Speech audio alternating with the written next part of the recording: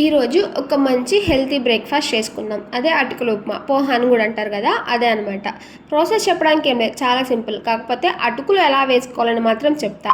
అటుకులు డైరెక్ట్గా వేయకుండా వడగిన్నె ఉంటుంది కదా, దాంట్లో వేసి ఒక 1 మినిట్ ట్యాప్ కింద పెట్టడమో లేకపోతే వాటర్ పోసి అట్లా పక్కన పెట్టడమో చేయండి. సో దట్ పొడి పొడిలాడుతూ ఉంటాయి, ముద్దగా అయిపోకుండా.